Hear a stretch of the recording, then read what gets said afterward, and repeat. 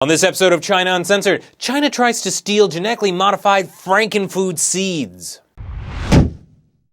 Hi, welcome to China Uncensored. I'm your host, Chris Chappell. You know, it says in the Bible, if you have faith like a mustard seed, you can move mountains. Fortunately, or unfortunately if you're a mountain, we now have the technology to genetically modify seeds so they can move mountains for us.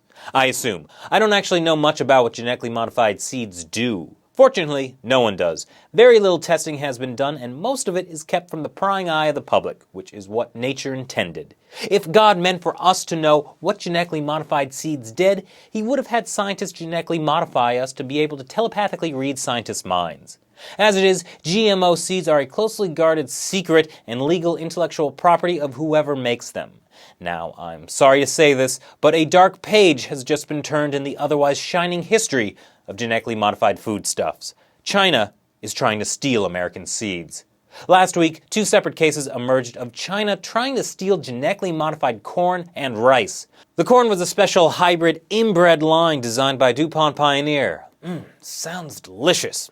2 years ago, a random Chinese man was found poking around in one of these inbred corn farms. That's a registered trademark, by the way. The FBI tracked the man and his colleagues for 2 years. Turns out, Mo Hailong is a permanent resident of the U.S. living in Florida. He was working for a Chinese agriculture company called Dabei Nong, or DBN Group, and a unit it owns, King's Knower Seed. I guess they didn't know her how to spell knower. Should have an apostrophe there, too. Mo and his colleagues have been charged with conspiracy to steal trade secrets. The other case involves these two men who stole samples of genetically modified rice. The court documents call it Company A, but NPR says they found out Company A is really Ventria Bioscience.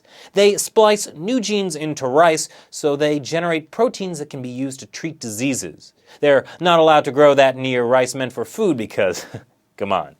Zhang and Yang arranged a Chinese delegation to visit the U.S. this year and passed off the stolen seeds to them. They were caught when custom agents discovered it in the delegation's luggage as they were preparing to go back to China. Customs knew something was amiss when their suitcases started emitting an eerie green light and faint screaming. Now, both of these cases are just the most recent in a long string of intellectual property theft committed by Chinese companies.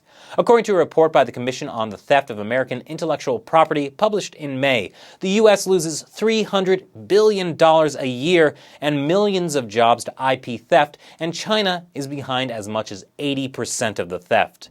But this latest case really makes me sick. China is taking something as innocent and pure as perverting the natural order of things and perverting it.